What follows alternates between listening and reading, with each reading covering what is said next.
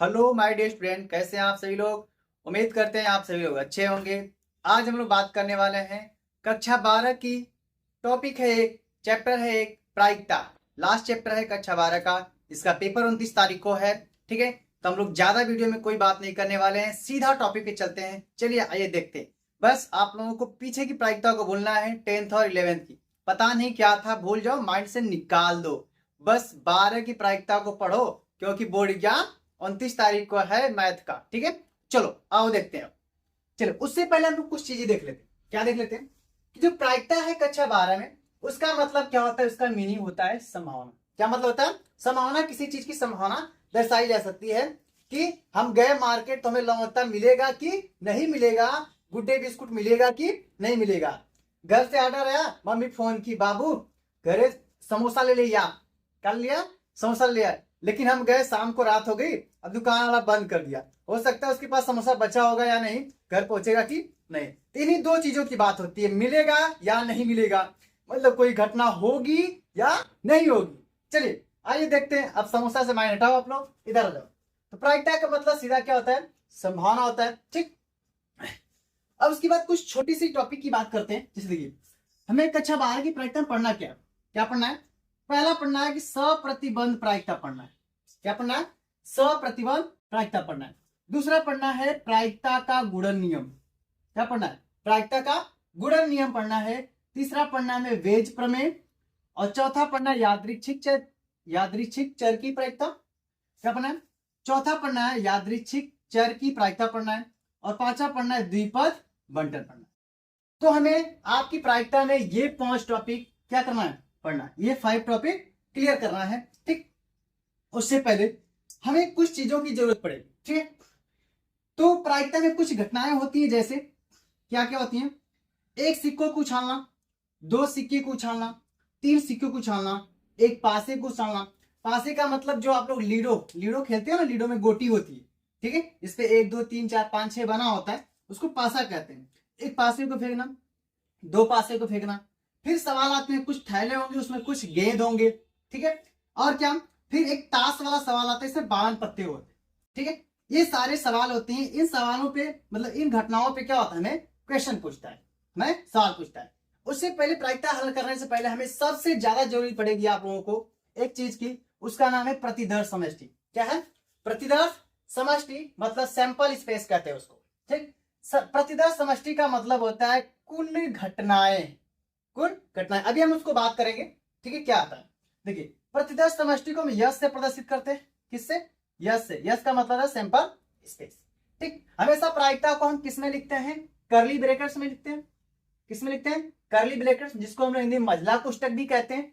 ठीक है, तो देखिए सैंपल स्पेस क्या होता है, मतलब प्रतिदर्श समष्टि क्या होता है।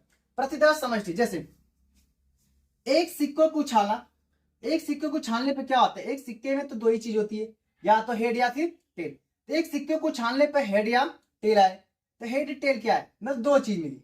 2 कुल घटना 2 ही हो सकती है, या तो हेड या फिर टेल। तो इसको हम दर्शाते हैं एनएस। एनएस का मतलब है number of space. Number of space मतलब प्रतिदर्श समष्टियों की संख्या। इसमें प्रतिदर्श समष्टि की संख्या कितनी होगी? 2। अगर हम 2 सिक्कों को छालें, 2 सिक्कों को छालेंगे तो 2 सिक्के में क्या क्या हो सकता है?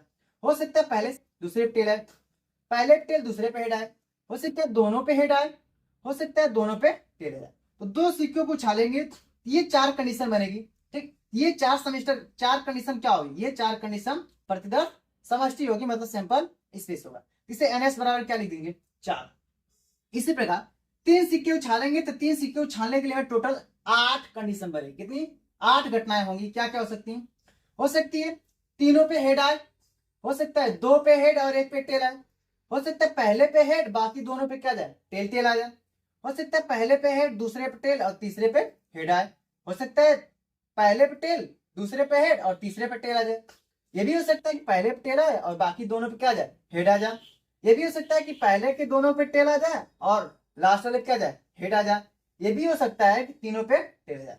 टोटल कंडीशन देखा जाए तो कितनी बनेगी? 8। ये हो जाएगा 3 सिक्के उछालने पर प्रतिदर्श समष्टि कितनी हो जाएगी? 8 हो जाएगी इनकी संख्या। इसी प्रकार पासे की बात की जाए तो पासे में कितने हो सकते हैं? 6 होंगे। 6 से ज्यादा तो होते नहीं पासे में। तो प्रतिदर्श समष्टि कितने होंगे? 6। 1 2 3 4 5 6। तो एक पासा उछालेंगे तो कितने होंगे प्रतिदर्श समष्टि? 6। अगर दो पासे उछालेंगे, दो पासे उछालेंगे तो टोटल प्रतिदर्श समष्टि कितने होंगे?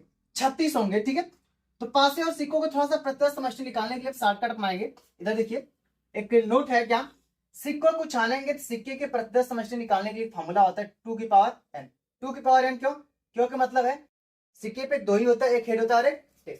अब सिक्का कितना है? 1 है, 2 है, 4 है, 5 है, 6 है, जितनी भी वो ले सकते हैं। इसी तरह पासे के लिए बात करेंगे तो पासे के लिए कर देंगे 6 की पावर 8। 6 का मतलब होता है एक पासे पे 6 होते हैं। अब कितने पासे हैं उसके हिसाब से पावर लगा देंगे तो प्रतिदर्श समष्टि निकल। इसी तरह देखो हमने दो पासे लिए, दो पासे के लिए क्या है? 6 की पावर 2। 6 की पावर 2 का मतलब क्या होता है? 36।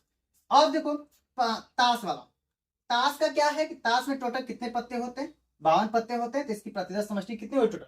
52 हो जाएगी। अब एक ताश है, दो गड्डी ताश तो कोई ले खेलेगा नहीं, ताश तो एक ही गड्डी ले खेला जाता है। टोटल प्रतिदर्श समष्टि कितनी हो जाएगी? 52। अब देखो यहाँ पे थैले में से गेंद निकालना। अब थैले में कितना है, कितने थैले हैं, कितने गेंद है, वो तो कंडीशन के ऊपर डिपेंड करेगी कि आप कितने गेंद उसमें डाले हो। ठीक है, तो बाकी ये चीजें हो गई। तो हमें मोटी मोटा इसमें क्या समझना था? इसमें बस इतना समझना था कि प्रतिदर्श समष्टि क्या होती है, सैंपल स्पेस का होता है। अब हम सैंपल स्पेस समझ लेते हैं, तब हम अगली टॉपिक पे चलते हैं। अब हमारे पास क्या है? टॉपिक है सप्रतिबंध प्रायिकता। अब सप्रतिबंध प्रायिकता पढ़ेंगे